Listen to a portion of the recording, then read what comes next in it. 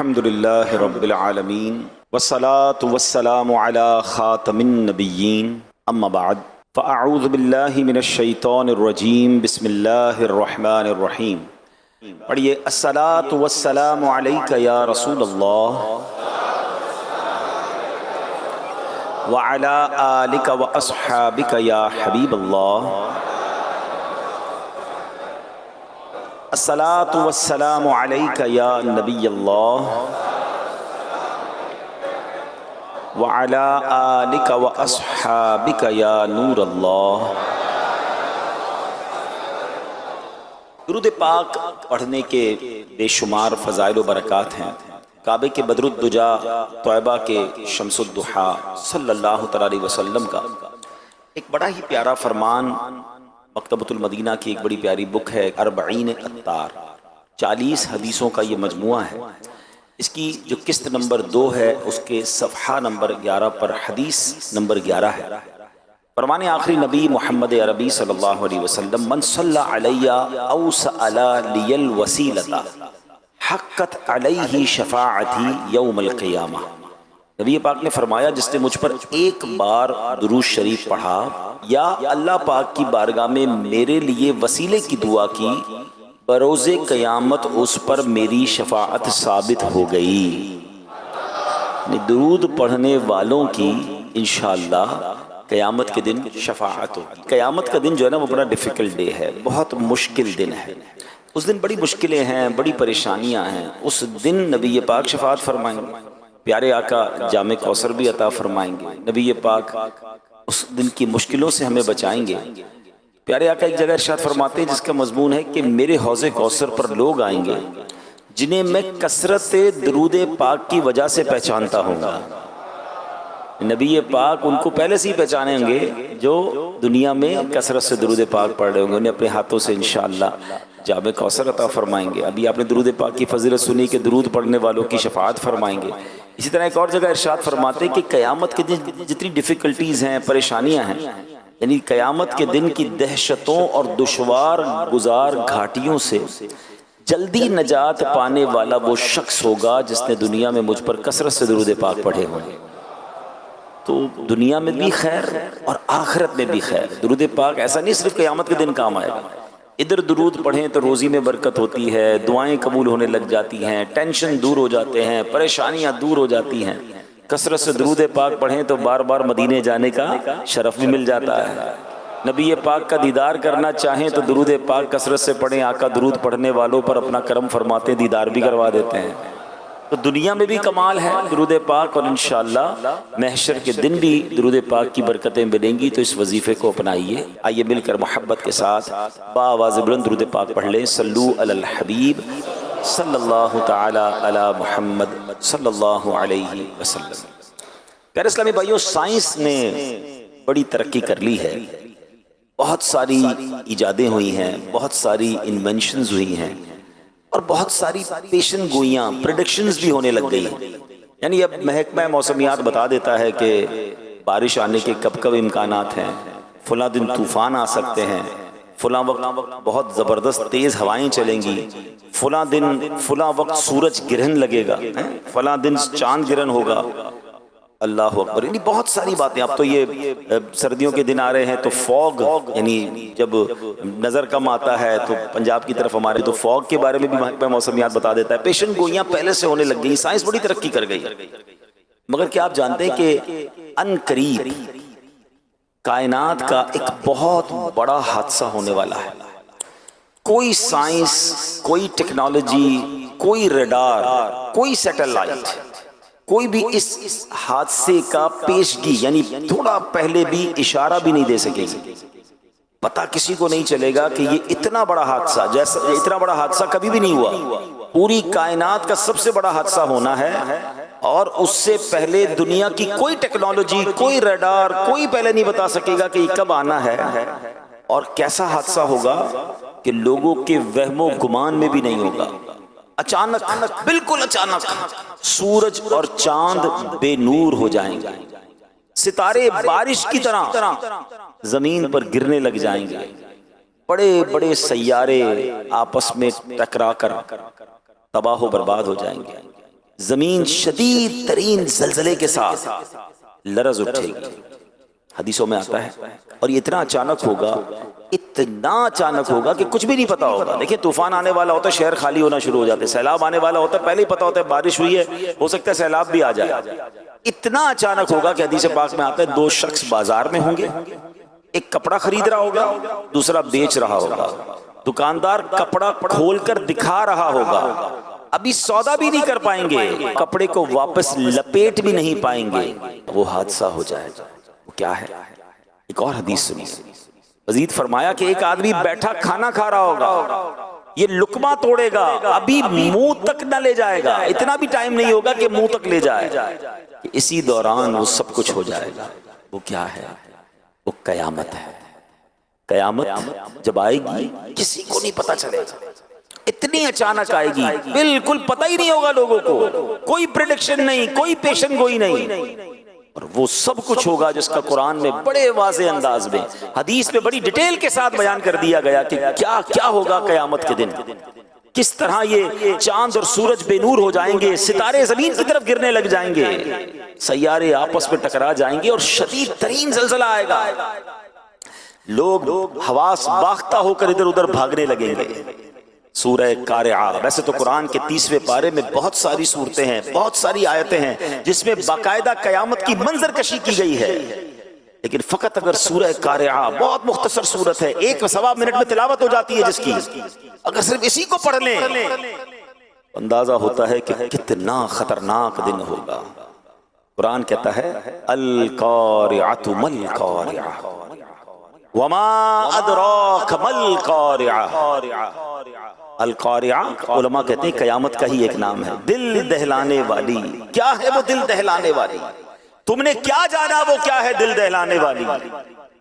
اب اس کے بعد قرآن کہتا ہے یوم یکون الناس کالفراش المبثوث وتکون الجبال کالعہن المنفوش۔ فرمایا آدمی ایسے دوڑ رہے ہوں گے جیسے پھیلے پتنگے۔ بارش میں آپ نے دیکھا ہوگا کہ جب بارش ہوتی ہے اور پتنگے نکلتے ہیں تو وہ کسی بھی لائٹ کے قریب یا کسی بھی جگہ آپس میں اس طرح اڑ رہے ہوتے ہیں کہ ٹکرا رہے ہوتے ہیں، کسی کو ڈائریکشن نہیں پتا ہوتی، کوئی ادھر بھاگ رہا ہوگا، کوئی ادھر بھاگ رہا ہوگا، سمجھ نہیں پڑ رہی ہوگی۔ اور پہاڑوں کا عالم کیا ہوگا؟ وَتَكُونُ الْجِبَالُ كَالْعِهْنِ الْمَنفُوشِ۔ کہا پہاڑ ایسے ہوں گے جیسے دھنکی ہوئی اون۔ آپ نے دیکھا ہوگا کوئی رضائی جب بنا رہا ہوتا ہے اون کے گالے اڑتے ہیں، جب رضائی بنا کر وہ ڈنڈا وغیرہ مارتا ہے آپ نے دیکھا ہوگا اون اڑتی ہے۔ فرمایا ایسے پہاڑ اڑے ہوں گے۔ سوچئے کیسا منظر ہوگا، کتنا خوف ہوگا، کتنا شور ہوگا، کیسا زلزلہ ہوگا۔ یہ قرآن نے منظر کشی کی ہے۔ پھر آگے بتایا کہ اعمال تولے جائیں گے، نیکوکار تو چین میں ہوں گے اور گناہگار جہنم میں ڈالے جائیں گے۔ میرا آج کا جو ٹاپک ہے وہ قیامت کیسے قائم ہوگی اس کی ڈیٹیل نہیں ہے۔ آج ٹاپک یہ ہے کہ قیامت آئے گی کب ہے، قیامت آنی کب ہے۔ آئیے یہی سوال سرکار دو عالم صلی اللہ علیہ وسلم سے کیا گیا۔ یہ بڑا دلچسپ سوال ہے، پرکشش سوال ہے، بہت سارے لوگ یہ سوال پوچھتے رہتے ہیں، اس کی کھوج میں لگے رہتے ہیں۔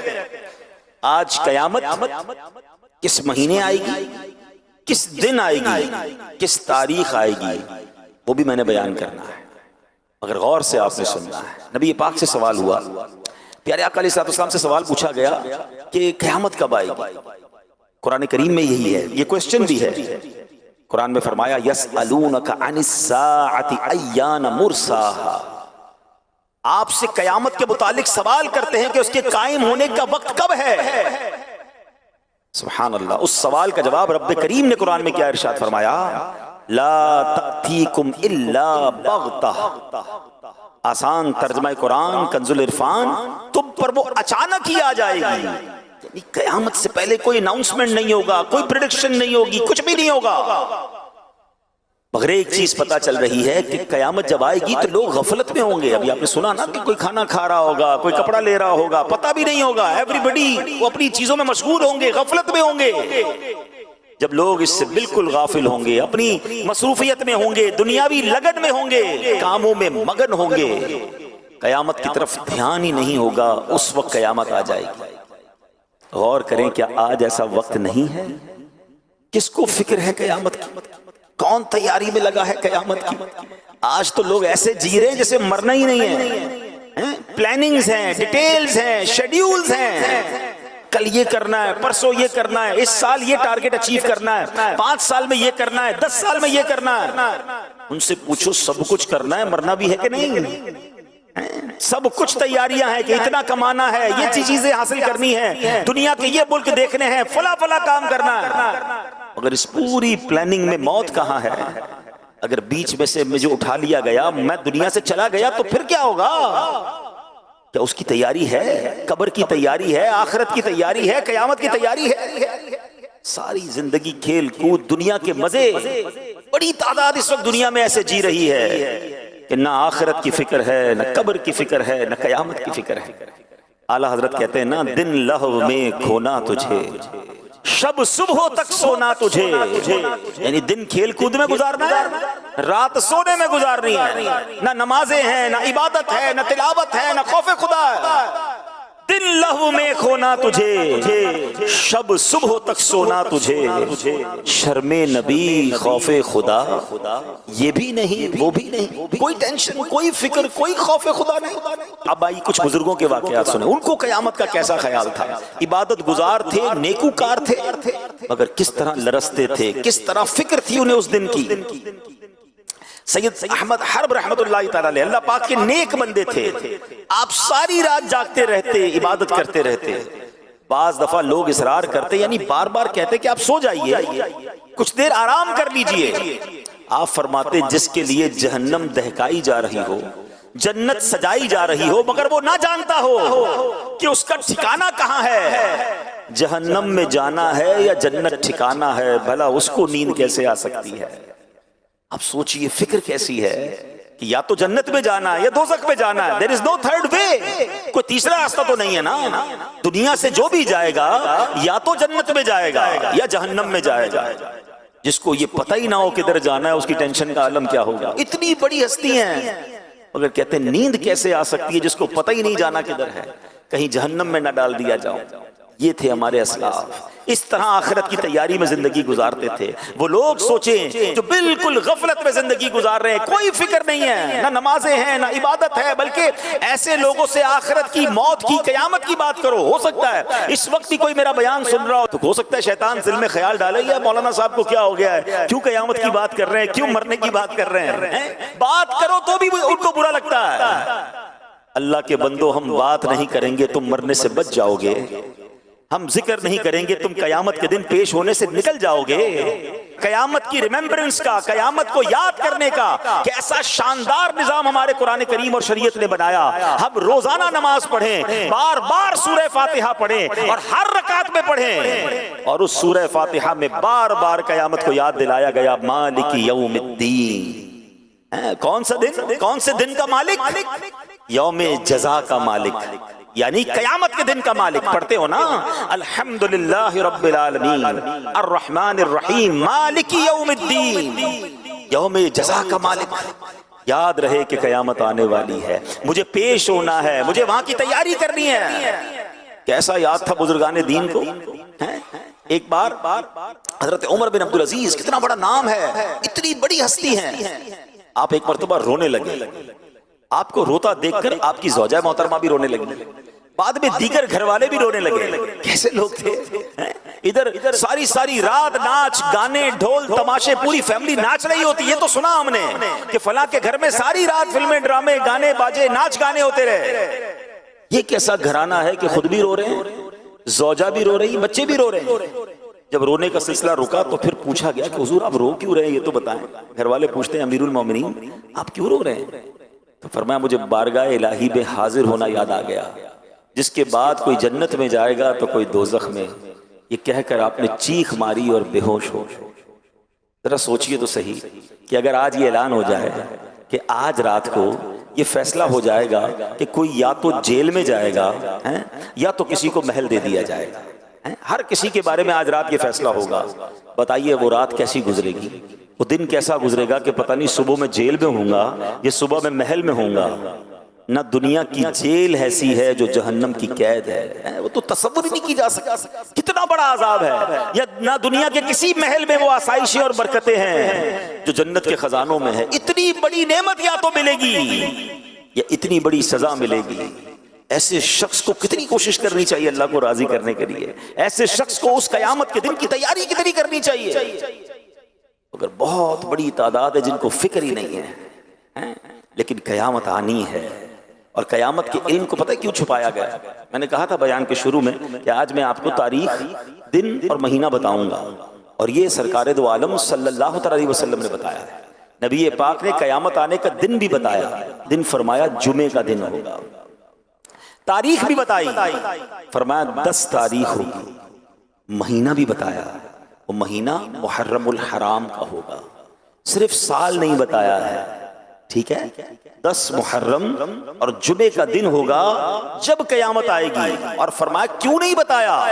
اس کی وجہ یہ علماء فرماتے ہیں تاکہ ہم ہر وقت ڈرتے بھی رہیں، قیامت کی تیاری میں مصروف رہیں، غافل نہ ہو جائیں، کسی سال بھی آ سکتی ہے، ہمیں تیار رہنا ہے۔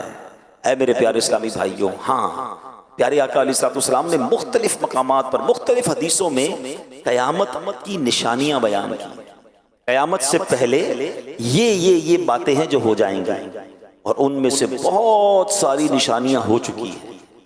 آج ہم اپنے بیان میں قیامت کی کچھ نشانیوں کے بارے میں جانیں گے، ان حدیثوں سے ہمیں بہت کچھ سیکھنا بھی ہے، اور اپنی پریپریشن کو، اپنی تیاری کو، قیامت کے دن کی اللہ کی بارگاہ میں پیش ہونے کے معاملے کو اور ہم نے تیار کرنا ہے۔ ٹھیک ہے، ہم شاید قیامت تک زندہ نہ رہیں، ہمیں نہیں پتا کہ ہماری زندگی میں ہم قیامت دیکھیں گے، کیونکہ ابھی بہت بڑی بڑی نشانیاں باقی ہیں، مگر قبروں میں جانے کے بعد اٹھایا تو جائے گا نا یوم القیامت، اس دن جب پیش کیا جائے گا، اس دن ہمارے ہاتھ میں کیا ہوگا؟ کیا سیدھے ہاتھ میں نامہ اعمال ملے گا یا الٹے ہاتھ میں دیا جائے گا؟ کیا جنتیوں کی لائن میں کھڑا کیا جائے گا یا معاذ اللہ دوزخیوں کی لائن میں کھڑا کیا جائے گا؟ کیا نبی پاک کے ہاتھوں جام کوثر ملے گا یا پیاسے ہی رہ جائیں گے؟ کیا اللہ کے عرش کا سایہ ملے گا یا دھوپ میں کھڑے رہ جائیں گے؟ یا ان خوش نصیبوں میں ہوں گے جنہیں نبی پاک اپنے ساتھ جنت میں لے جائیں گے؟ سوچئے تو صحیح کیسا منظر ہوگا۔ اس دن کی تیاری کرنی ہے، اور کئی مقامات پر قرآن مجید فرقان حمید میں حدیثوں میں ہمیں بتایا گیا ہے کہ اس دن کی تیاری میں لگ جاؤ، اس دن ذلیل و رسوا نہیں ہونا ہے۔ اعلیٰ حضرت امام اہل سنت نے بڑی پیاری پیاری دعائیں اپنے اشعار میں لکھی، اور کئی بہت سارے مقامات پر ہمیں جھنجھوڑا بھی ہے، ہمیں سمجھایا بھی ہے کہ اس دن کی تیاری کر لو، کہیں اس دن پشیمان نہ ہو جائیں، اس دن مارے نہ جائیں۔ اللہ کی بارگاہ میں دعا کرتے ہیں، یا اللہ ہمیں قیامت کی رسوائی سے بچائیو، قیامت کی پریشانی سے بچائیو، میرے مولا قیامت کی پیاس سے بچانا، قیامت کی گھبراہٹ سے بچانا۔ اے اللہ جن خوش نصیبوں کو تیرے عرش کا اور نبی پاک کے پرچم کا سایہ نصیب ہو جائے، ان خوش نصیبوں میں ہمیں بھی شامل فرما لے۔ یا الہی گرمی محشر سے جب بھڑکے بدن، دامن محبوب کی ٹھنڈی ہوا کا ساتھ ہو، یا الہی جب پڑے محشر میں شور دار و گیر، امن دینے والے پیارے پیشوا کا ساتھ ہو۔ جب نامہ اعمال کھلیں گے، ہماری بے شرمیاں، بے حیائیاں، چھپ کر کیے ہوئے گناہ وہ سب کھل جائیں گے۔ اللہ سے دعا کرتے ہیں اللہ اس دن بھی ہمارے عیب چھپائی رکھنا۔ یا الہی رنگ لائیں جب جب میری بے باکیاں، ان کی نیچی نیچی نظروں کی حیا کا ساتھ ہو۔ یا الہی جب حساب خندہ بے جار لائے، چشم گریان شفیع مرتجا کا ساتھ ہو۔ آمین آمین یا رب العالمین۔ اس دن کی تیاری کرنی ہے، اس دن کا ٹارگٹ یہ ہونا چاہیے کہ مجھے جنتیوں کی لائن میں کھڑا ہونا ہے، ایسی زندگی گزار کر جاؤں کہ نامہ اعمال سیدھے ہاتھ میں دیا جائے، اس دن چہرہ سیاہ نہ پڑ جائے، اس دن نامہ اعمال کھلے تو شرمندگی کا سامنا نہ ہو جائے۔ اے میرے پیارے اسلامی بھائیو، آئیے اب نبی پاک کی کچھ حدیثیں سنیں جس میں سرکار دو عالم صلی اللہ علیہ وسلم نے قیامت سے پہلے کیا کیا ہونا ہے بیان فرمایا۔ صحابی رسول حضرت ابو موسیٰ اشعری رضی اللہ تعالیٰ عنہ سے روایت ہے، رسول اکرم نور مجسم صلی اللہ علیہ وسلم نے فرمایا قیامت سے پہلے فتنے یوں اٹھیں گے جیسے رات میں تاریکی چھا جاتی ہے، اس وقت آدمی صبح کو مومن مگر شام کو کافر ہوگا، شام کو مومن اور صبح کو کافر ہوگا۔ اس دور میں بیٹھا شخص کھڑے ہوئے سے، کھڑا ہوا چلنے والے سے، اور چلنے والا دوڑنے والے سے بہتر ہوگا۔ یعنی پیارے اسلامی بھائیوں بتایا کہ ایک نشانی یہ ہے کہ فتنوں کی کثرت ہوگی، اتنی کثرت ہوگی، اللہ اکبر۔ اب یہ نشانی کیسے نظر آ رہی ہے؟ پوری آب و تاب سے یہ نشانی پوری ہوتے ہوئے نظر آ رہی ہے۔ کتنے فتنے ہیں، اللہ اکبر۔ کہیں لا دینیت کا فتنہ ہے، کہیں جناب اسلام کے خلاف سازشیں ہو رہی ہیں، کہیں مسلمانوں کو غیر مسلم بنانے کی پلاننگ ہو رہی ہے، مسلمان بچوں کے دین و ایمان پر کہیں اسکول کالجز میں نصاب کے ذریعے حملے ہو رہے ہیں، دہریت کو پھیلایا جا رہا ہے، معاذ اللہ۔ کہیں اسلام کا نام لینے والے ختم نبوت کے بارے میں جناب لوگوں کا ذہن خراب کرنے کی کوشش کر رہے ہیں، کہیں ایسے ہیں جو کلمہ تو پڑھتے ہیں مگر صحابہ کے خلاف باتیں کرتے نظر آ رہے ہیں، کہیں ایسے ہیں جو کلمہ پڑھتے ہیں مگر اہل بیت اطہار کے خلاف بات کرتے نظر آ رہے ہیں۔ اللہ اکبر۔ اسلامی لبادہ ہے، بات قرآن و حدیث کی کر رہے ہیں اور ایمان پر ڈاکہ ڈالنے کی کوشش ہو رہی ہے۔ گویا ہر طرف سے فتنوں کا انبار ہے اور ہم ہیں کہ غفلت میں جی رہے ہیں، ٹینشن ہی کوئی نہیں ہے، سب کی سننی ہے، سب کے پاس بیٹھنا ہے، سب سے دوستی لگانی ہے۔ ارے جناب کوئی مسئلہ نہیں، مسئلہ ہے۔ قیامت سے پہلے آقا فرماتے حال کیا ہوگا؟ کوئی صبح کو مومن ہوگا، شام کو کافر ہوگا، شام کو مومن ہوگا، صبح کو کافر ہوگا۔ یعنی ہر طرف سے ایمان کے ڈاکو ڈاکے ڈال رہے ہوں گے۔ سیدی اعلیٰ حضرت امام اہل سنت نے 100 سال پہلے بات فرمائی تھی، کہا سونا جنگل، رات اندھیری، چھائی بدلی کالی ہے، سونے والوں جاگتے رہیو، چوروں کی رکھوالی ہے، آنکھ سے کاجل صاف چرا لیں یا وہ چور بلا کے ہیں، تیری گٹھڑی تاکی ہے اور تو نے نیند نکالی ہے۔ کیا فرمایا؟ آنکھ سے کاجل چرا لیں گے۔ کتنا زبردست محاورہ استعمال کیا۔ آنکھ کے اندر لگا ہوا کاجل اور سرما کون چرا سکتا ہے؟ فرمایا ایسے بلا کے چور ہوں گے تمہیں پتہ ہی نہیں چلے گا، اور تمہارا مال لے جائیں گے، تمہارا ایمان لے جائیں گے، تمہارا عقیدہ لے جائیں گے، کیونکہ علم دین تو ہے نہیں، علماء کرام کی صحبت ہے نہیں، دین پر پختگی کا ذہن ہے نہیں، ایمان جناب کتنی بڑی چیز ہے اس کی حفاظت کی فکر ہی نہیں ہے۔ یہ سب کچھ ہو رہا ہے اور نبی پاک نے 1450 سال پہلے کا وہ بیش بتا دیا تھا کہ ایسے فتنے ہوں گے۔ مگر کیا ہم اس وقت کانشیس ہیں؟ ہم اس میں فکر مند ہیں کہ میرا ایمان بچ جائے، میرا عقیدہ بچ جائے؟ اچھا جناب میرا بچ گیا، میرے بچوں کا بچ جائے؟ اتنی بڑی تعداد میں لوگ یہاں بیٹھے ہیں، ان میں سے بہت سارے بڑی عمر کے ہیں، ماشاءاللہ بچپن سے دینی ماحول میں یا جوانی میں دینی ماحول میں آ گئے، مگر آج کا نوجوان کہاں ہے؟ ہماری اپنی اولاد کہاں ہے جو اسکول کالج اور دوستوں میں سارا دن اور رات گھوم رہے ہیں؟ ان کے ایمان اور عقیدے کی کون فکر کرے گا؟ انہیں کون دین کی بات بتائے گا؟ کیونکہ سوشل میڈیا کا زمانہ ہے، ہر بندے کے ہاتھ میں سوشل میڈیا ہے اور سب کی سننے کا ذہن بن گیا ہے۔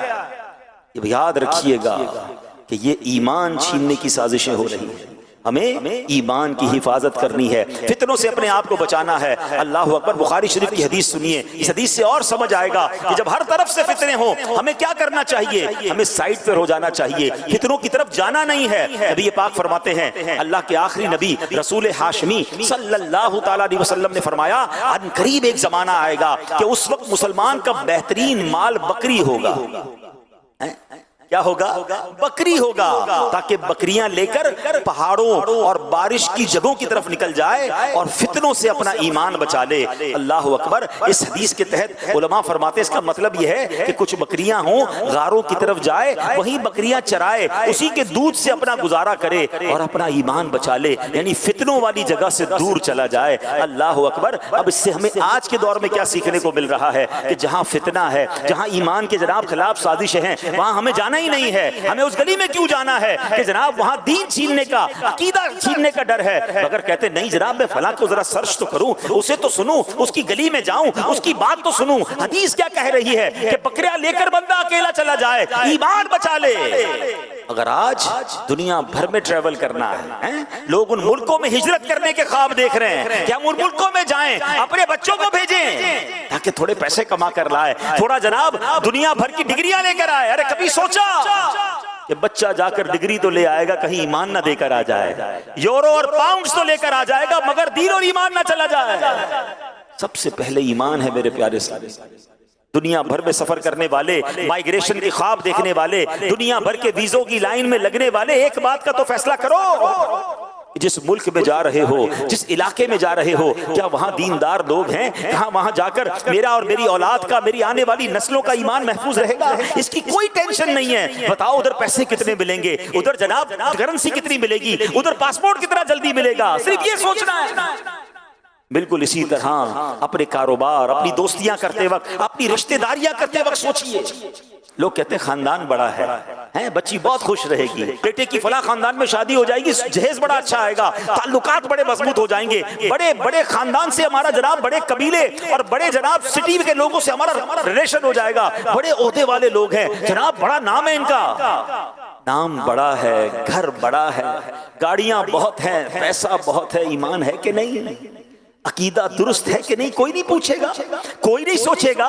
اپنی بیٹی جس کے ہاتھ میں دے رہے ہو، جس خاندان والوں کے ساتھ رشتہ کر رہے ہو، کبھی سوچا کہ ان کا عقیدہ صحابہ، اہل بیت، خود نبی پاک اور اللہ کے بارے میں کیا ہے؟ ارے کماتے بہت ہیں، کون چیک کرے گا کہ حلال کماتے ہیں یا حرام کماتے ہیں؟ اگر سود کا کام کرنے والا ہے تو اللہ سے جنگ کرنے والا ہے نا، ہے نا؟ حدیثوں میں سود کا کام کرنے والا کون ہے؟ جیسے اس نے اللہ سے جنگ کی۔ ارے جو رب سے جنگ کر رہا ہے تم اس سے رشتہ کر رہے ہو، اس نے تو برباد ہونا ہے۔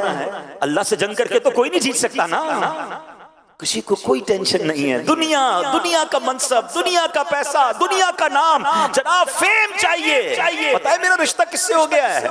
یہ بات کرنی ہے، یہ نام چاہیے۔ ایمان کی فکر کون کرے گا؟ نہ کرو ایسا۔ کاش یہ بات ہمارے ذہن میں بیٹھ جائے کہ رشتہ کرنا ہے، کاروبار کرنا ہے، کسی ملک میں شفٹ ہونا ہے، علاقے میں مجھے مائیگریٹ کرنا ہے، نیا گھر لینا ہے، پہلے دیکھوں عاشقان رسول کی مسجد قریب ہے کہ نہیں؟ بچے پیدا ہوں گے تو مدرسہ قریب ہے کہ نہیں، جہاں میرے بچوں کا دین، ایمان اور عقیدہ محفوظ رہے گا۔ ارے آج میں ہوں، میرے بچوں کو سنبھال رہا ہوں، کل میری آنکھیں بند ہونی ہیں، مجھے دنیا سے جانا ہے، میرے بعد میرے بچوں کا کیا ہوگا، میرے بچوں کے بچوں کا اس ملک اور اس علاقے میں کیا ہوگا؟ کوئی نہیں سوچ رہا۔ اچھا آج اچھے خاصے دیندار لوگوں کو کہیں یار آپ فلاں کے ساتھ اٹھتے بیٹھتے ہیں تو آپ کا دوست بد عقیدہ ہے، آپ کا دوست بے ایمان ہے، آپ کا دوست معاذ اللہ گستاخ صحابہ یا گستاخ اہل بیت ہے، اور جناب نبی پاک کے بارے میں، دین کے بارے میں اس کی خیالات اچھے نہیں ہیں۔ تو لوگ کہتے ہیں جناب اس کا اپنا عقیدہ، میرا اپنا عقیدہ، میں تو صرف دوستی کرتا ہوں، ہم ساتھ کھاتے پیتے ہیں، ہمارا کاروبار ہے، ہمارا اٹھنا بیٹھنا ہے۔ مجھے ایک بات بتاؤ، آپ کے والدین کو کوئی گالیاں دے، آپ کے ماں باپ کو کوئی برا بھلا کہے، کیا اس کے ساتھ بھی ایسی دوستی لگاؤ گے؟ نہیں، اس کا تو میں منہ دیکھنا پسند نہ کروں۔ اور صحابہ اور اہل بیت کے بارے میں کیسی بھی کوئی بات کر لے، میرا دوست بن سکتا ہے؟ ملنا نہیں قیامت کے دن، صحابہ کو منہ نہیں دکھانا، امام حسین کے قدموں میں جانا نہیں ہے، پنجتن پاک کی غلامی نہیں اختیار کرنی۔ کیا کرو گے یہ دوستیاں؟ یعنی اتنا سب کچھ ہلکا ہو گیا ہمارے لیے کہ دین، ایمان، عقیدہ، بلیفز کچھ بھی نہیں، صرف دنیا کی دوستی، صرف تھوڑے پیسے، صرف تھوڑے تعلقات۔ نہیں میرے پیارے اسلامی بھائی، سب سے پہلے ایمان ہے۔ اور یاد رکھیے گا صحبت اثر لاتی ہے، ہاں بری صحبت تمہیں برا بنا دے گی، اچھی صحبت تجھے اچھا بنا دے گی۔ اچھوں کے ساتھ بیٹھیں، عاشقان رسول کے ساتھ بیٹھیں، خوف خدا والوں کے ساتھ بیٹھیں، مضبوط مسلمانوں کے ساتھ جن کا عقیدہ اور ایمان مضبوط ہے، ان سے دوستی کرنی ہے، ان سے رشتہ کرنا ہے، ان کے ساتھ رہنا ہے۔ حدیث پاک میں تو فرمایا دنیا والوں کو چھوڑ کے غار میں چلا جائے، بکریاں لے کے چلا جائے، ایمان بچائے۔ ہم یہ تو نہیں کر رہے اس دنیا میں، لیکن کم از کم برے لوگوں سے تو الگ ہو جائیں، برے ماحول سے تو الگ ہو جائیں۔ اور یہ فتنوں کا دور آ چکا ہے، ہمیں نہیں پتا کہ ہمارے گھر میں، ہماری فیملی میں سب کے پاس موبائل ہے، کون اپنے موبائل پر کیا دیکھ رہا ہے اور کس طرح اس کا ایمان چھینا جا رہا ہے۔ سونے والو جاگتے رہیو چوروں کی رکھوالی ہے۔ خدا کی قسم اس پرفتن دور میں دعوت اسلامی ایک ایسی چھتری ہے، ایک ایسی امبریلا ہے، کاش میں اپنے فیملی، اپنے بچے، اپنے گھر والوں کو لے کر بس اس ماحول کی، اس خوبصورت چھتری کے، امیر اہل سنت کے فیضان کی چھتری کے نیچے آ جاؤں کہ میرا بھی ایمان بچ جائے، میرے بچوں کا ایمان بھی بچ جائے، یہ اسی ماحول میں پلے بڑھے، میری نسلیں بھی یہیں رہیں، تاکہ کسی طرح آنے والی نسلوں کے ایمان پر بھی کوئی ایمان کا ڈاکہ نہ ڈال سکے۔ یہ کرنا کس کی ذمہ داری؟ ہم سب کی ذمہ داری ہے۔ ہم یہ تو فکر کرتے ہیں کہ جناب گھر بچا رہے، پیسے بچ جائیں، اپنی پراپرٹی محفوظ رہے، ہر چیز کی حفاظت کی فکر کرتے ہیں۔ سب سے پہلے ایمان کی حفاظت کی فکر کرنی ہوگی۔ اے میرے پیارے اسلامی بھائیوں، قیامت کی یہ نشانی ہمارے درمیان ہے، ہمیں سوچنا ہوگا۔ آئیے ایک اور قیامت کی نشانی سنتے ہیں۔ بخاری شریف کی حدیث ہے، رسول ذیشان مکی مدنی سلطان صلی اللہ علیہ وسلم نے فرمایا، قیامت کی نشانیوں میں سے ہے علم اٹھ جائے گا، جہالت عام ہو جائے گی۔ اللہ اکبر، کیا یہ نشانی نہیں آ گئی ہے؟ کیسا علم اٹھ گیا ہے؟ حقیقی علم کہاں ہے؟ کون قرآن پڑھ رہا ہے؟ کون قرآن کا ترجمہ اور تفسیر پڑھ رہا ہے؟ کتنے لوگ ہیں جو حدیث کا علم جانتے ہیں؟ کتنے لوگ ہیں جو کتابوں سے دوستی رکھتے ہیں؟ آج کس کے پاس ٹائم ہے جناب؟ ساری رات سوشل میڈیا پہ گزارنے کے لیے وقت ہے۔ موبائل ہاتھ میں دے دو، بیٹری ختم ہو جائے گی، پیکج ختم ہو جائے گا، موبائل چھوڑنے کے لیے تیار نہیں ہے۔ لوگوں کی آنکھیں اور کان خراب ہونے لگ گئے ہیں، اتنا موبائل استعمال کرنا ہے۔ مجھے تھوڑے عرصہ پہلے ایک صاحب ملے، اربوں پتی ہیں جناب، بیرون ملک میں رہتے ہیں، ان کے ہاتھ پہ پٹی بندھی ہوئی تھی۔ تو میں نے کہا خیریت تو ہے، کیا ہو گیا؟ کہا ڈاکٹر نے بتایا میرا اتنا موبائل فون کا یوزیج ہے کہ میرے جو انگوٹھے ہیں اور میری جو یہ شہادت کی انگلی ہے اس پہ جناب درد ہونے لگ گیا ہے۔ اس نے مجھے نئی بات بتائی اور میں نے بھی بات پہ غور کیا، بات تو ٹھیک کہہ رہا ہے انگوٹھا جو ہے نا رب نے کیوں بنایا ہے؟ اس کا بہت زیادہ یوز نہیں ہے۔ آپ دیکھیں ہمارے پورے دن میں ہمارے انگوٹھے کا پہلے اتنا استعمال نہیں ہوتا تھا، مگر جب سے موبائل آیا ہے ہر وقت جس نے موبائل یوز کرنا ہے سب سے زیادہ جو استعمال ہو رہے ہیں وہ تھمز استعمال ہو رہے ہیں۔ کہتے ہیں میرے تھمز میں درد ہونے لگ گیا، پتا چلا کہ اس کے ساتھ کوئی نس ہے، اس کو پرابلم آنے لگ گئی ہے۔ انہوں نے منع کر دیا ہے مجھے موبائل فون کو، اب میں دوسری انگلیوں سے موبائل فون یوز کر رہا ہوں۔ یعنی اتنا یوزیج ہو گیا ہے کہ لوگوں کی باڈی کے اندر چینج آنے لگ گیا ہے۔ انسان اس موبائل کے ساتھ، گیجٹس کے ساتھ اتنا یوز ٹو ہو گیا ہے، لیکن قرآن کے ساتھ، علم کے ساتھ، دین کے ساتھ، شریعت کے ساتھ بیسکس آف دین نالج نہیں، دین کی نالج نہیں پتا ہے۔ نماز پڑھ رہے ہیں، نماز کے فرض کتنے نہیں پتا، نماز کی شرائط کتنی نہیں پتا۔ اچھا وضو روز کر رہے ہیں تو وضو کے فرائض نہیں پتا۔ مسلمان بالغ ہو گیا، اب غسل کرنا ضروری ہے، اب جب بھی اس کو غسل کی ضرورت ہے، واجب ہو گیا غسل، تو پراپر غسل نہیں کرے گا تو جناب پاک نہیں ہوگا۔ غسل کے فرائض نہیں پتا، گھر میں کسی کی میت ہو جائے جنازہ پڑھنا نہیں آتا، میت کو غسل دینا نہیں آتا۔ جو بیسکس ہیں، میں بہت ڈیپلی نالج کی بات ہی نہیں کر رہا۔ قرآن پڑھنا ہے، تلفظ درست نہیں ہے، مخارج ٹھیک نہیں ہے، اور جناب دنیا بھر کی نالج ہے، دنیا بھر کے سافٹ ویئر ہیں، ساری رات موبائل پر بیٹھنا ہے۔ اب تو موبائل تھک جاتا ہے، بتاتا ہے کتنا یوز کر لیا ہے۔ اتنا ٹائم اس کے لیے ہے، دنیا کے لیے ہے، گھومنے پھرنے کے لیے، سپورٹس کے لیے ہے، سیاست کے لیے ہے، ٹائم نہیں ہے تو علم کے لیے نہیں ہے۔ بتاؤ نا یہ قیامت کی نشانی کیسے پوری ہوتی جا رہی ہے کہ علم اٹھ جائے گا اور جہالت عام ہو جائے گی۔ قرآن مجید فرقان حمید میں بنی اسرائیل کے وہ لوگ جو گمراہ ہوئے، ان کو ایمان نصیب نہیں ہوا، اس کے بارے میں قرآن کیا فرماتا ہے؟ ریزن کیا بیان کیا قرآن نے؟ ایک سبب بیان کیا، وَمِنْهُمْ أُمِّيُّونَ لَا يَعْلَمُونَ الْكِتَابَ إِلَّا أَمَانِيَّ۔ آسان ترجمہ قرآن کنز العرفان، اور ان میں کچھ ان پڑھ ہیں جو کتاب کو نہیں جانتے مگر زبانی پڑھ لینا یا کچھ اپنی من گھڑت، یعنی پتا چلا کتاب سے جاہل ہونا، مثلا قرآن کریم نہ سیکھنا، حدیث نہ سیکھنا، عاشقان رسول علماء کرام کی کتابوں کی بجائے بس سنی سنائی باتوں پر چلتے رہنا، اسی کو علم و تحقیق کا معیار بنا لینا، یہ بھی ایک طرح کی جہالت ہے جو گمراہی کا سبب بن جاتی ہے۔ اللہ اکبر، آج یہ بات عام ہے، دین سارے کا سارا عربی زبان میں ہے، مگر حالت یہ ہے عربی کی ایک الف بھی نہیں آتی، قرآن کریم جو عربی زبان میں ہے، حدیثیں جو عربی زبان میں ہیں پڑھنی نہیں آتی۔ آتی. لوگ بس جناب سوشل میڈیا پر لگے ہوئے ہیں. اب تو جناب یہ عالم ہے کہ کسی کو کتاب پڑھ کر ریفرنس کے ساتھ حدیث بتاؤ کہ جناب اس ریفرنس کے ساتھ یہ حدیث ہے, کہتا ہے میں گوگل پر جا کر سرچ کروں گا, میں پہلے جا کر وہاں جا کر سرچ کروں گا. ارے جناب بتاؤ یہ سافٹ ویئر بنانے والے کون ہیں؟ کیا یہ مسلمان ہیں؟ بہت سارے ایسے سافٹ ویئر ہیں جہاں اسلام کی معلومات لو تو غلط لوگوں کی کتابیں, بے دین لوگوں کی کتابیں, معاذ اللہ قرآن پاک تحریف شدہ قرآن میں چینج کر کے وہ ڈالے گئے سوشل میڈیا پہ تاکہ آج کا نوجوان قرآن سرچ کرے تو کچھ اور نظر آ جائے. اللہ اکبر. یہ بھی خیال نہیں ہے کہ سرچ بھی کرنا ہے تو جناب کون سی ایسی ویب سائٹس ہیں, کون سے ایسے سوشل میڈیا پلیٹ فارمز ہیں جہاں مجھے اوتھنٹک اور صحت مند اور بالکل مستند مواد ملے گا, جہاں سے مجھے عاشقان رسول علماء کی کتابیں پڑھنے کو ملیں گی. نہیں جناب, جو سرچ کر کے گوگل نے بتا دیا, جو سرچ کر کے مسئلہ مل گیا. اب پتا چلا کہ مفتی صاحب سے نہیں پوچھنا ہے, انٹرنیٹ سے پوچھنا ہے کہ بتاؤ آج میں نے نماز میں کیا پڑھنا ہے, بتاؤ میرے ساتھ یہ معاملہ ہو گیا ہے, اور جو جواب آ گیا اس پر عمل کرنا ہے. اللہ اکبر. اتنا دین سستا کر دیا. اس طرح دین کے ساتھ ہم کیوں کر رہے ہیں؟ نہیں میرے پیارے اسلامی بھائیوں, ہم نے قرآن سنا کہ بنی اسرائیل کے جو لوگ گمراہ ہوئے ان کی ایک وجہ یہ تھی کہ ان کے پاس کتاب کا علم نہیں تھا, ان پڑھ تھے, اور جناب انہوں نے سنی سنائی باتوں کو اور جہالت کی باتوں کو آگے بڑھایا. ہمیں مستند علماء سے مربوط ہونا ہے, ہمیں تلاوت قرآن کرنی ہے, ہم نے حدیثیں پڑھنی ہے, ہم نے کچھ نہ کچھ اپنے آپ کو علم دین کی طرف لانا ہے. قیامت کی اس نشانی سے جو ہر طرف پھیلتی جا رہی ہے, ہم نے یہ سبق لینا ہے کہ ہم نے جاہلوں میں سے نہیں بلکہ علم دوست لوگوں میں سے ہونا ہے. آج کل لوگ ایک جملہ کہا کرتے ہیں کہ جناب فیملی میں ایک ڈاکٹر ہونا چاہیے, خاندان میں ایک وکیل ہونا چاہیے. سچ بتاؤں فیملی میں ایک عالم دین ہونا چاہیے. ہاں خوش نصیب ہے وہ فیملی, خدا کی قسم خوش نصیب ہے وہ باپ جس کا بیٹا عالم ہے, جس کی بیٹی عالمہ ہے. خوش نصیب ہے وہ باپ جس کے گھر میں کوئی ایک حافظ قرآن ہے. ایسے الحمدللہ کتنے خاندان دعوت اسلامی میں ملتے ہیں. کبھی کبھی تو رشک آتا ہے, ایک باپ ہے 3 بیٹے ہیں, تینوں عالم دین ہیں. ایک باپ ہے 4 بیٹے ہیں, چاروں عالم دین ہیں. ایک بیٹا دارالفتاء میں ہے, کوئی بیٹا امامت کر رہا ہے, کوئی بیٹا دین کا کام کر رہا ہے. کتنا خوش نصیب ہے وہ والد کہ جس کے گھر میں بیٹی عالمہ ہے. اللہ اکبر.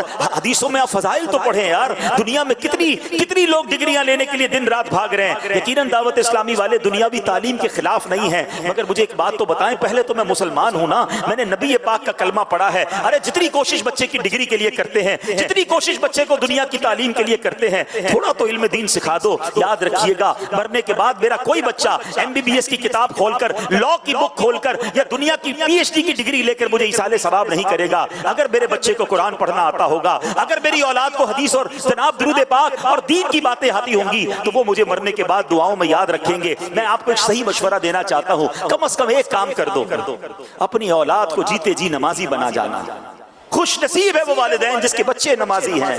بعد میں آپ کے بچے بے شک الگ سے آپ کے لیے دعا کریں نہ کریں, اگر میرا بیٹا نمازی ہے, میری بیٹی نمازی ہے, سنو جب وہ نماز پڑھیں گے نا, وضو کے عالم میں قبلہ رو ہو کر اللہ کی بارگاہ میں اتحیات میں بیٹھ کر روزانہ فجر میں میرے لیے دعا کریں گے, ربنا اغفر لی ولوالدی وللمؤمنین یوم یقوم الحساب. جب ظہر کی نماز پڑھیں گے کتنی بار قاعدہ اخیرہ میں بیٹھیں گے, پھر میرے قبلہ رو بیٹھیں گے, پھر باوضو ہوں گے, میرا بیٹا میرے لیے دعا کر رہا ہوگا, اے اللہ میرے مرحوم والد کو بخش دے. جب وہ عصر پڑھے گا دعا کرے گا, مغرب پڑھیں گے دعا کریں گے, عشاء پڑھیں گے, جتنی رکعتوں میں قاعدہ آخرہ کریں گے, ہر بار والدین کے لیے دعا ہو رہی ہے. ارے اس سے بڑھ کر باپ کو کیا چاہیے, اس سے بڑھ کر ماں کو کیا چاہیے کہ بچہ نمازیں پڑھی جا رہا ہے اور قبر میں اس کے لیے ثواب کے تحفے پہنچ رہے ہیں کہ تیرا بیٹا تیرے لیے دعا کر رہا ہے, تیری بیٹی دعا کر رہی ہے. نہیں, آج ہمیں نمازوں کی کہاں فکر ہے. ارے ماں باپ خود نماز نہیں پڑھ رہے, ان کو کیا فکر کہ فجر کی نماز بچوں نے پڑھی کہ نہیں, ظہر پڑھی کہ نہیں, عصر پڑھی کہ نہیں, جناب پیسے کتنے لایا, ڈگری کون سی حاصل کی. لوگ بتاتے ہیں میرا بیٹا جناب فلاں سافٹ ویئر, موبائل دو ابھی آپ کے موبائل میں چیزیں انسٹال کر دے گا. بڑی اچھی بات ہے, ٹیکنالوجی آنی چاہیے, مگر کیا آپ کا بیٹا قرآن پڑھنا جانتا ہے؟ کیا آپ کی اولاد کچھ حدیث کے بارے میں جانتی ہے؟ سچی بات تو یہ ہے, خوش نصیب والد کون ہے پتہ ہے آپ کو؟ والد کا حق ہے کہ مرنے کے بعد اس کا جنازہ اس کا بیٹا پڑھائے. کتنا خوش نصیب ہوگا وہ والد کہ اس کا جنازہ ہو اور اس کا بیٹا اس کا جنازہ پڑھائے. آتا ہو نا پڑھانے, اس قابل ہو کہ وہ جنازہ پڑھائے, والد کو کاندھا دے, سنت کے مطابق قبر میں اتارے. ماں کا انتقال ہو تو بیٹی اسے غسل دے. بتائیے ایسی اولاد کر لی تیار ہم کہ ہمارے جانے کے بعد ہماری اولاد ہمارا جنازہ پڑھا سکے, ہماری اولاد ہمیں قبر میں اتار سکے, ہماری اولاد ہمیں ایصال ثواب کر سکے. پلیز علم دین کی طرف آئیے, خود بھی آئیے، اپنی اولاد کو بھی لائیے، اپنے گھر والوں کو بھی لائیے۔ سبحان اللہ۔ پھر دیکھیں دعوت اسلامی کا ماحول، کیا علم دین پھیلانے کا کام کیا، کتابیں لکھی گئیں، مدارس بنائے گئے، جامعۃ المدینہ بنائے گئے، آن لائن مدرسے اور جامعات بنا دیے۔ دنیا بھر میں جو لوگ مجھے سن رہے ہیں، آپ پریکٹیکلی کسی مدرسے میں نہیں جا سکتے، پریکٹیکلی ذرا فزیکلی نہیں جا سکتے، فیضان آن لائن اکیڈمی آپ کے لیے موجود ہے۔ آن لائن اپنی مرضی کے ٹائم کے مطابق، میں ساؤتھ افریقہ میں ایک فیملی سے ملا، اللہ اکبر، اس گھر میں غالباً 17-18 لوگ تھے، دادا بھی تھے، پوتے بھی تھے، عورتیں بھی تھی، مرد بھی تھے۔ فرمایا انہوں نے 18 کے 18 لوگ سارے کے سارے فیضان آن لائن اکیڈمی کے اسٹوڈنٹ ہیں۔ ہم سب کلاس پڑھتے ہیں، کوئی نہ کوئی کورس ہمارے گھر میں ہر کوئی کر رہا ہے۔ سبحان اللہ، یہ بھی تو پاسبل ہے نا۔ موبائل سب کو دلا دیا، موبائل سب کے پاس ہے۔ یہ تو شاید ہزاروں لوگ کہیں گے کہ جب میں گھر پہ جاتا ہوں، گھر کے سارے افراد موبائل یوز کرتے ہیں، گھر کے سارے افراد انٹرنیٹ یوز کرتے ہیں۔ کتنا مزہ آئے کوئی والد کہے کہ میرے گھر کے سارے افراد آن لائن قرآن پڑھتے ہیں، میرے گھر کے سارے افراد عالم دین بن رہے ہیں اور وہ آن لائن کورسز کر رہے ہیں۔ آپ کی دعوت اسلامی نے قیامت کی اس نشانی میں کہ جب جہالت پھیل رہی ہے، علم اٹھایا جا رہا ہے، اللہ سلامت رکھے امیر اہل سنت کو، علم پھیلانے کا کیا شاندار انتظام کیا۔ خود یہ مدنی چینل دیکھیے، ہم ٹی وی کھولتے تھے جناب، کبھی ناچ ہے، کبھی گانے ہیں، کبھی فلمیں ہیں، کہیں ڈرامے ہیں، کہیں بے حیائی ہے۔ اللہ اکبر، میڈیا کی تاریخ میں ایک ایسا چینل آیا کہ جناب جب بھی مدنی چینل کھولیں، جب مدنی چینل کھولیں، کچھ دیر کے لیے ہی مدنی چینل دیکھ لیں، کچھ نہ کچھ علم دین سیکھنے کو مل رہا ہے، کوئی نیکی کی بات سیکھنے کو مل رہی ہے، عشق رسول کی بات ہو رہی ہے، کبھی حمد باری تعالیٰ ہے، کبھی تلاوت قرآن ہے، کبھی نعت خوانی ہے۔ اللہ اکبر، ایسا چینل مل گیا کہ جس کو دیکھتے جائیں تو عشق رسول میں اضافہ ہونے لگ جاتا ہے۔ الحمدللہ ذرائع ہیں، آج کے دور میں بھی ہیں، ہم اس سے فائدہ حاصل کرنے والے بنے، اس سے مستفیض ہونے والے بنے۔ اب آئیے ایک اور حدیث سنتے ہیں۔ قیامت کی نشانیاں تو بہت ساری ہیں، ظاہر ہے آج کے ایک بیان میں ساری نشانیاں تو نہیں بیان کر سکوں گا، مگر جو بیان کرتا جا رہا ہوں اور اس کے تحت جو مدنی پھول سن رہے ہیں، اس کو اپنے دل کے مدنی گلدستے میں سجاتے جائیے۔ اب جو نشانی بیان کرنے جا رہا ہوں نا، یہ بھی بڑی بہت زیادہ عام ہو گئی ہے۔ نبی پاک علیہ الصلوۃ والسلام فرماتے ہیں، بخاری شریف کی حدیث ہے، حضرت ابو ہریرہ رضی اللہ تعالیٰ عنہ اس حدیث کے راوی ہیں، اللہ پاک کے آخری نبی محمد عربی صلی اللہ تعالیٰ علیہ وسلم نے فرمایا، لوگوں پر ایک ایسا زمانہ آئے گا کہ آدمی کو اس بات کی کوئی پرواہ نہ ہوگی کہ اس نے مال حلال ذریعے سے حاصل کیا یا حرام ذریعے سے۔ مشہور مفسر قرآن مفتی احمد یار خان نعیمی رحمۃ اللہ تعالیٰ علیہ اس حدیث کی شرح میں فرماتے ہیں، یعنی آخر زمانے میں لوگ دین سے بے پرواہ ہو جائیں گے، پیٹ کی فکر میں ہر طرح پھنس جائیں گے، آمدنی بڑھانے، مال جمع کرنے کی فکر کریں گے، ہر حرام و حلال لینے پر دلیر ہو جائیں گے، جیسا کہ آج کل عام ہے۔ اللہ اکبر، ذرا غور کیجئے، یہ قیامت کی نشانی تو سب آنکھوں سے دیکھ رہے ہیں۔ ٹینشن کس کو ہے؟ رشوت لے رہا ہے کوئی سود لے رہا ہے، کوئی ناپ تول میں کمی کر رہا ہے، جو ملازم ہیں وہ نوکری کرتے ہوئے ڈنڈی مار رہے ہیں، آتے نہیں مگر حاضری لگاتے ہیں، دیر سے آتے ہیں مگر پہلے کا ٹائم لگاتے ہیں، کسی طرح باہر کام سے جاتے ہیں تو زیادہ ٹائم گزار کر آتے ہیں، پھر کوئی بہانہ لگاتے ہیں۔ یاد رکھیے، ملازم کو بھی اپنا وقت پورا دینا ہوگا، اگر بغیر کسی شرعی مجبوری کے یا شرعی اجازت کے جناب اس نے وقت کم دیا اور اس کی باقاعدہ پورے مسائل ہیں، ہو سکتا ہے اس کی روزی بھی حرام ہو جائے، جھوٹ بول کر جناب چھٹیاں لی جا رہی ہیں۔ کتنے ایسے معاملات ہیں، کسی کو ٹینشن نہیں ہے جناب کس طرح حرام کمانے کا ذہن بن گیا ہے۔ اب موبائل فون پر طرح طرح کی اسکیمیں ہیں، کوئی سوچ نہیں رہا کہ میں اس کو کلک کروں گا، جناب کوئی کہتا ہے اس کو کلک کر دو، اس ایپلیکیشن پر اتنے پیسے ڈالو اتنے مل جائیں گے۔ ایک بار بھی دماغ میں خیال نہیں آتا کہ یہ حلال ہے یا حرام ہے، کسی مفتی صاحب سے تو پوچھ لوں، بس پیسے آئیں گے نا، بڑھ جائیں گے نا، بس بتاؤ کیسے آئیں گے۔ ہر طرف ایک ہی شور ہے کہ کیسے پیسے ملے، اسکیمیں چل رہی ہیں، کسی کو کوئی ٹینشن نہیں ہے۔ سود کا نیا نام کر کے، سود کی نئی پیکنگ کر کے طرح طرح کی کمپنیاں مارکیٹ میں آ گئیں، کسی کو ٹینشن نہیں۔ کاروباری لوگوں سے بولو جھوٹ کیوں بولتے ہو، کہتے ہیں میں اکیلا کیوں نہ بولوں، پوری مارکیٹ جھوٹ بولتی ہے، میرا مال کیسے بکے گا؟ ارے بھائی ملاوٹ کیوں کرتے ہو؟ ارے صرف اکیلا تھوڑی کر رہا ہوں، سارے ملاوٹ کر رہے ہیں، کسی کو ٹینشن نہیں۔ اور یہی تو قیامت کی نشانی نبی پاک نے فرمائی نا، مال کی فکر ہوگی، کوئی نہیں سوچے گا کہ حلال سے کما رہا ہے یا حرام سے کما رہا ہے۔ اے حرام کمانے والو، یاد رکھیے جس کے پیٹ میں حرام کا لقمہ جاتا ہے نا، 40 دن تک اس کی دعائیں قبول نہیں ہوتی، عبادتیں قبول نہیں ہوتی۔ لوگ کہتے ہیں کہ یار دعا قبول نہیں ہو رہی، ٹینشن ختم نہیں ہو رہی، برکت نہیں ہو رہی، گھر میں ٹینشنیں بہت ہیں، پیسے بہت ہیں، سکون نہیں ہے۔ سوچو تو صحیح، حلال ہے یا حرام ہے؟ آپ اپنے بچوں کو کوئی حرام تو نہیں کھلا رہے۔ ایک بار حضرت موسیٰ علیہ نبینا علیہ السلام نے ایک شخص کو دیکھا، رو رو کر اللہ کی بارگاہ میں دعا کر رہا تھا، یا اللہ یا اللہ یا اللہ پکار رہا تھا رب۔ حضرت موسیٰ تو کلیم اللہ، اللہ کی بارگاہ میں عرض کی یا اللہ اس کی دعا قبول کر لے، اتنا رو رہا ہے۔ ارشاد باری ہوا اے موسیٰ یہ اتنا روئے کہ روتے روتے مر جائے، اتنے ہاتھ اٹھائے کہ اس کے ہاتھ آسمان کو چھو جائیں، میں نے اس کی دعا قبول نہیں کرنی۔ عرض کی مولا کیا وجہ ہے، اتنا رو رہا ہے، اس کی دعا قبول کیوں نہیں ہوگی؟ ارشاد ہوا اے موسیٰ یہ جو کھاتا ہے وہ حرام ہے، یہ جو پہنتا ہے وہ حرام ہے، کمال و حرام۔ اگر اللہ ہی ناراض ہو گیا تو کیا کریں گے اس پیسے کا؟ شفا تو رب نے دینی ہے نا۔ پیسے تمہارے پاس ہوں اور بیماریاں گھر میں ہوں، پیسہ بہت سارا ہو، سکون بھی تو رب نے دینا ہے، سکون ہی چلا گیا تو کیا کرو گے؟ یہی پیسہ قبر میں آگ بن گیا تو کیا کرو گے؟ شیطان دماغ میں خیال ڈالتا ہے تھوڑے حرام کما لو، تھوڑے جھوٹ بول کر کما لو، پھر صدقہ دے دیں گے، خیرات کر لیں گے، غریبوں کی مدد کر لیں گے۔ یہ شیطان نے بڑا خطرناک بار کھیلا ہے۔ لوگ سمجھتے جناب برابر ہو جائے گا، نہیں ہوگا برابر، یاد کر لو اللہ پاک ہے اور پاک مال ہی قبول فرماتا ہے، حرام کا صدقہ قبول نہیں۔ اللہ کو ہمارے صدقوں کی ضرورت تھوڑی ہے۔ لوگ کہتے ہیں میں غلط کام کرتا ہوں مگر غریبوں کی بڑی مدد کرتا ہوں، اللہ کو کوئی ضرورت نہیں آپ کی اس نیکی کی۔ آپ حرام کما کر رب کو ناراض کر رہے ہیں۔ حلال تھوڑا بھی ہو اللہ اس میں کیسی برکت ڈالتا ہے۔ آئیے میں آپ کو ایک واقعہ سناتا ہوں۔ ملا جیون رحمت اللہ تعالیٰ علیہ ایک بڑے عالم تھے، مغلیہ سلطنت کے، اپنے زمانے کے مجدد اورنگزیب عالمگیر کے استاد تھے رحمت اللہ تعالیٰ علیہ۔ ایک مرتبہ اورنگزیب عالمگیر نے اپنے استاد کی گھر پر دعوت کی، گھر پر بلایا، بڑی عزت سے پیش آئے۔ بادشاہ بھی تھے اور استاد صاحب آئے تھے، یعنی بادشاہ کے استاد تھے آپ۔ مگر بادشاہ نے 2 آنے، دونی کہتے تھے اس زمانے میں، دونی جو ہے ملا جیون کو دے دی۔ حالانکہ بادشاہ تو بہت سارا مال دے سکتا تھا۔ تو اب اس زمانے میں، اب آج کے دور میں تو آنے نہیں ہیں، مطلب 1 روپے میں 16 آنے تھے، 1 روپے کے 16 آنے بنتے تھے، اس میں سے 2 آنے دیے اپنے استاد۔ استاد صاحب نے کچھ نہیں کہا، چلے گئے۔ تھوڑے عرصے بعد اورنگزیب کو پتا چلا کہ ملا جیون تو بڑے پیسے والے ہو گئے، مالدار ہو گئے۔ حیران ہوا کہ استاد صاحب تو بڑے غریب سے تھے اور اتنے پیسے کیسے آ گئے، بڑا مطلب انہوں نے نیا گھر بھی بنا لیا ہے، بڑے امیر ہو گئے۔ تو ملا جیون کے پاس اب بادشاہ خود گئے۔ تو ملا جیون کہتے ہیں کہ آپ نے جو مجھے 2 آنے دیے تھے نا، اس میں اللہ نے بڑی برکت ڈال دی، دیکھو میں کتنا امیر ہو گیا۔ وہ شاگرد تھے اور بادشاہ بھی تھے، کہتے استاد صاحب میں آپ کو بتاؤں یہ پیسے میں نے آپ کو کون سے والے دیے؟ اپنے بندے کو کہا جاؤ فلاں جگہ سے بنیا جو غلے کا تاجر ہے اس کو لے کر آؤ۔ وہ اس کو بلایا تو بادشاہ کا حکم ہوا کہ کہا کہ 1 سال میں تم نے کس کس کو پیسے دیے کھاتا کھول کر بتاؤ۔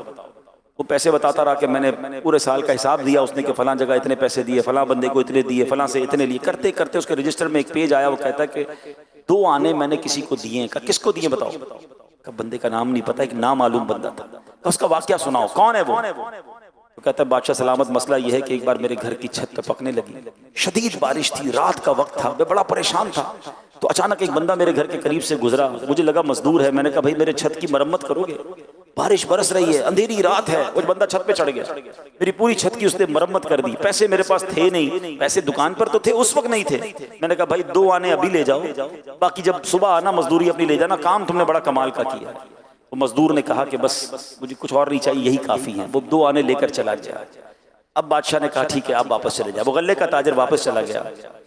اب اورنگزیب عالمگیر اپنے استاد سے کہتے ہیں کہ حضور پیسے تو بڑے تھے میرے پاس، آپ میرے گھر آئے تھے، میں بہت سارے پیسے آپ کو دے سکتا تھا، مگر اس 2 آنے کی جو مزدوری کی تھی نا وہ میں نے کی تھی۔ میں ایک دن رات کو گزرا تھا، میں نے دیکھا بندہ پریشان ہے، گھر کی چھت ٹپک رہی ہے، میں چھت پر چڑھ گیا، اس کی چھت بنا دی، اور جب اس نے مجھے آفر کی تو میں نے 2 آنے لے لیے۔ استاد صاحب مجھے یاد تھی یہ 2 آنے سچے حلال کے ہیں۔ میں نے کہا آپ اتنی بڑی ہستی ہیں، میں اپنے بادشاہ والے خزانے سے آپ کو پیسے نہیں دینا چاہتا تھا، میں نے وہ حلال طیب 2 آنے آپ کو دے دیے۔ استاد صاحب یہ جو 2 آنے میں آپ کو اللہ نے برکت دی ہے نا، یہ اتنی ساری عمارت، اتنے سارے آپ کو جو پیسے مل گئے، یہ حلال روزی کے کمائے ہوئے تھے۔ اے میرے پیارے اسلامی بھائیوں، پتہ یہ چلا تھوڑے پیسے ہوں، حلال سے کمانے والے ہوں، اللہ پاک اس میں بھی برکت ڈال دیتا ہے۔ آپ حلال کی طرف توجہ دیں، یہ نہ سوچیں مارکیٹ کیا کر رہی ہے، یہ نہ سوچیں باقی لوگ کیا کر رہے ہیں۔ لوگ کہتے ہیں میں حلال کماؤں گا تو آگے بڑھ ہی نہیں سکوں گا، نہیں نہیں، برکت حلال ہی میں ہے۔ آپ اپنی نیت کر لیں کہ میں نے حرام روزی کی طرف نہیں جانا، کیونکہ قیامت کی نشانیوں میں سے یہ بتایا گیا کہ بندہ اس بات کی فکر ختم کر دے گا کہ حلال سے آ رہے یا حرام سے آ رہے، پہلے فکر پیدا کرے۔ ذرا سوچے نا، کتا ہے نا، کتا بھی کبھی کہیں جاتا ہے نا، اس کے اگر ہڈی پڑی ہو یا گوشت پڑا ہو یا کوئی بھی کھانے کی چیز ہو، کتا بھی کھانے سے پہلے سونگتا ہے پھر کھاتا ہے۔ خراب ہو تو کتا بھی نہیں کھاتا۔ یار ہم تو مسلمان ہیں، انسان ہیں، ہم کمانے سے پہلے پوچھیں گے نہیں، سوچیں گے نہیں کہ حلال ہے یا حرام، جدھر سے بھی آ جائے لے لیں گے، نہیں میرے پیارے اسلامی بھائی۔ ایک اور آخری جو ہے وہ نشانی سن لیجیے. نبی پاک علیہ الصلوۃ والسلام فرماتے ہیں ایک مرتبہ جبریل امین علیہ الصلوۃ والسلام انسانی شکل میں بارگاہ رسالت میں حاضر ہوئے. آپ نے پیارے آقا علیہ الصلوۃ والسلام سے چند سوال پوچھے. نبی پاک علیہ الصلوۃ والسلام نے جواب ارشاد فرمائے. ان میں سے ایک سوال پوچھا کہ یا رسول اللہ قیامت کی چند نشانیاں بیان کیجیے. پیارے آقا علیہ الصلوۃ والسلام نے ایک نشانی بتاتے ہوئے فرمایا ان تلد الامۃ ربتها، یعنی قیامت کی نشانیوں میں سے ایک نشانی یہ ہے کہ عورت اپنے آقا کو جنم دے گی. عورت اپنے آقا کو جنم دے گی. علماء کرام نے اس کا مطلب یہ بتایا. اب دیکھیں یہ علماء کرام کتنی کمال کی ہستیاں ہیں. ہم جیسا نارمل آدمی حدیث پڑھے تو سمجھ ہی نہیں آتی کہ عورت آقا کو کیسے جنم دے. لوگ کہتے خود ہی قرآن پڑھ لو، خود ہی حدیث پڑھ لو، کیا ضرورت ہے علماء کی. ارے علماء نہیں ہوں گے تو سمجھائے گا کون ہمیں؟ اس کو انٹرپریٹ کون کرے گا؟ اس کی شرح کون بیان کرے گا؟ اس ایک حدیث کا معنی دیکھیں کس شاندار انداز میں شارحین نے لکھا. علماء کہتے ہیں قرب قیامت جب ہوگی تو ماں باپ کی قدر بالکل نہیں ہوگی. اولاد اپنے والدین پر ایسے حکم چلائے گی کہ والد غلام ہوگا، ماں غلام ہوگی جیسے اولاد آقا ہے. اس کا مطلب یہ ہے کہ بچے ماں باپ کے آقا بن جائیں گے اور ماں باپ کو غلام بنائیں گے. سچ بتاؤ کہ آج یہ حال نہیں ہو گیا؟ ماں باپ سے کس طرح اولاد بات کر رہی ہے. آج بڑے ہو کے بوڑھے ماں باپ کو بیٹا کہتا ہے ابو آپ کو نہیں پتا، بیٹی کہتی ہے امی آپ کو کیا معلوم، خاموش بیٹھیں، آپ کو زمانے کے بارے میں نہیں پتا. بیٹا کہتا ہے میرے پیسے ہیں، میں نے کمائے ہیں، ابو آپ نے کیا کیا میرے لیے. آج اصول یقین مانیے علماء نے کتابوں میں لکھا، حدیثوں کی شرح کے تحت لکھا کہ ماں باپ کا ادب یہ ہے کہ بیٹا باپ کے آگے ایسے رہے جیسے غلام آقا کے آگے رہتا ہے. بیٹا ہر وقت اس فکر میں رہے اور تیار رہے کہ آقا کا حکم ہوگا تو غلام کی طرح اپنے والد کی خدمت کروں. حق تو یہ ہے بیٹے کے اوپر والد کا، مگر بدقسمتی یہ ہے کہ آج بوڑھا باپ بیٹے کا غلام بنا ہوا ہے. ایسا حال نہیں کیا اولاد نے. آج باپ کو کہتے میرے پاس ٹائم نہیں ہے، آج باپ بیٹے سے کہتا ہے بیٹا تھوڑے پیسے دے دو، بیٹا کہتا ہے ٹائم نہیں ہے، بیٹا میرا فلاں کام کر دو، ابو میرے پاس ٹائم نہیں ہے، اپنی فکر خود کرو، میں نہیں کرتا تمہارے لیے. اللہ اکبر. اس اولاد کو مرنا نہیں ہے، اللہ کو جواب نہیں دینا. اس طرح اپنے والدین کے ساتھ حال کیا گیا ہے. سنیے قرآن مجید فرقان حمید میں کس واضح انداز میں والدین کے حقوق بیان ہوئے. اللہ قرآن میں فرماتا ہے انشکر لی ولی والدیک، کہ میرا اور اپنے والدین کا شکر ادا کرو. اللہ نے اپنا شکر ادا کرنے کے ساتھ ساتھ والدین کا شکر ادا کرنے کا فرمایا. ایک مقام پر ارشاد فرمایا وَقَضَىٰ رَبُّكَ أَلَّا تَعْبُدُوا إِلَّا إِيَّاهُ وَبِالْوَالِدَيْنِ إِحْسَانًا، اور تمہارے رب نے حکم فرمایا کہ اس کے سوا کسی کی عبادت نہ کرو اور ماں باپ کے ساتھ اچھا سلوک کرو. ذرا غور کیجئے مقام کتنا بلند ہے ماں باپ کا. اللہ پاک نے حکم دیا اے بندو میرا شکر ادا کرو، میری عبادت کرو. ساتھ ہی اسی حکم کے ساتھ ایک اور حکم جوڑ دیا، فرمایا میرے شکر کے ساتھ والدین کا شکر بھی ادا کرو، میری عبادت کے ساتھ ساتھ والدین کے ساتھ نیک سلوک کرو. اس سے معلوم ہوا جس طرح اللہ پاک کی عبادت سے منہ پھیرنا بڑی محرومی ہے، یوں ہی والدین کی بے ادبی کرنا بھی بہت بڑا گناہ ہے. اعلیٰ حضرت امام اہل سنت تحریر فرماتے ہیں باپ کی نافرمانی اللہ جبار و قہار کی نافرمانی ہے، اور باپ کی ناراضی اللہ جبار و قہار کی ناراضی ہے. آدمی ماں باپ کو راضی کرے تو وہ اس کے لیے جنت ہیں، اور ناراض کرے تو وہی اس کے لیے دوزخ ہیں. جب تک باپ کو راضی نہ کرے گا ان کا کوئی فرض، کوئی نفل، کوئی نیک عمل اصلاً یعنی بالکل مقبول نہیں. عذاب آخرت کے علاوہ ناراض کرے تو وہی اس کے لیے دوزخ ہیں. جب تک باپ کو راضی نہ کرے گا ان کا کوئی فرض، کوئی نفل، کوئی نیک عمل اصلاً یعنی بالکل مقبول نہیں. عذاب آخرت کے علاوہ دنیا ہی میں جیتے جی سخت بلا یعنی شدید آفت نازل ہوگی. مرتے وقت معاذ اللہ کلمہ نصیب نہ ہونے کا خوف ہے. اے میرے پیارے اسلامی بھائی غور کیجیے آج کیا حال ہے. آج ماں باپ کے ساتھ جو برا سلوک کر رہے خدا کے واسطے ایسا نہ کریں، مارے جائیں گے، برباد ہو جائیں گے. ایک جملہ یاد کر لو، جس سے اس کے ماں باپ راضی ہیں نا اس کو ترقی سے کامیابی سے کوئی روک نہیں سکتا. جس کے ماں باپ ناراض ہیں نا اس کو بربادی سے کوئی نہیں روک سکتا. خدا را اپنے ماں باپ کی قدر کیجیے. پوچھو ان سے جن کے ماں باپ چلے گئے. ہاں آج ماں باپ سے بات کرنی ہو تو قبرستان جانا پڑتا ہے. آپ خوش نصیب ہو آپ کے ساتھ والدین ہیں. ارے ماں باپ ہاتھ اٹھائیں طوفان ٹل جاتے ہیں، بلائیں ٹل جاتی ہیں، بڑے بڑے پہاڑ راستے سے ہٹ جاتے ہیں۔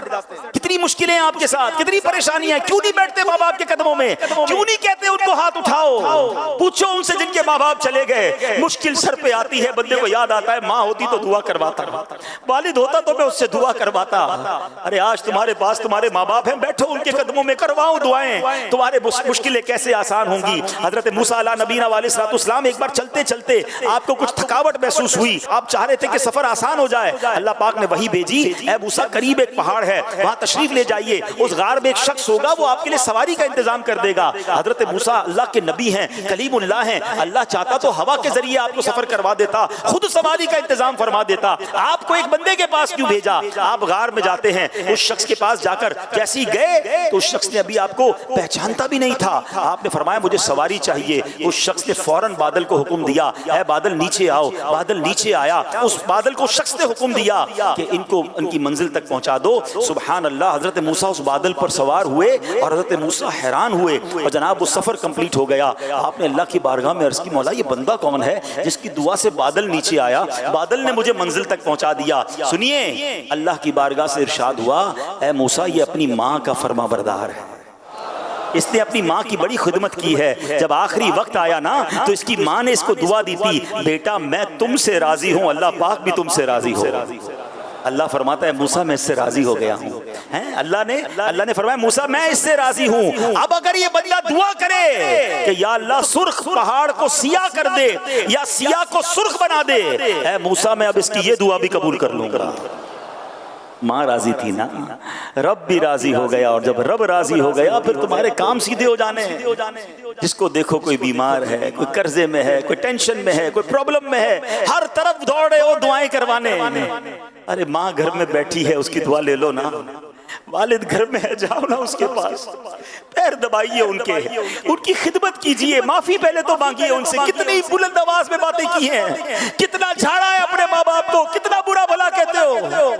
دوستوں کے لیے ٹائم ہے، والد کے لیے ٹائم نہیں ہے۔ خدا کی قسم ثواب کا انبار ہے تمہارے گھر میں۔ حدیث پاک کے الفاظ ہیں، جو بیٹا جو اولاد اپنے ماں باپ کو محبت کی نگاہ سے دیکھے، حدیث پاک کا مضمون ہے، نبی پاک فرماتے ہیں جو اولاد اپنے ماں باپ کو محبت کی نگاہ سے دیکھے اللہ مقبول حج کا ثواب عطا فرماتا ہے۔ اللہ اکبر۔ صحابی رسول نے پوچھا وَإِن نَظَرَ كُلَّ يَوْمٍ 100 مرة، یا رسول اللہ کوئی 100 بار دن میں دیکھ لے؟ ارے ماں باپ تو گھر میں ہے نا، جتنی بار چاہے دیکھیں۔ اللہ اکبر۔ نبی پاک نے کیا فرمایا؟ اللہ اکبر و اطیب، اللہ بہت بڑا اور پاک ہے، یعنی کوئی 100 بار دیکھے اللہ 100 حج کا ثواب عطا فرماتا۔ تمہارے گھر میں اتنا بڑا ثواب موجود ہے، اب مجھے بتاؤ دیکھنے پر حج کا ثواب ہے، پیر دبانے پر کتنا ثواب ہوگا؟ ویل چیئر چلانے پر کتنا ثواب ہوگا؟ ان کے لیے دوائی لانے پر کتنا ثواب ہوگا؟ ماں اور ابو کے لیے ان کے من پسند کبھی باہر سے کھانا لانے کا کتنا ثواب ہوگا؟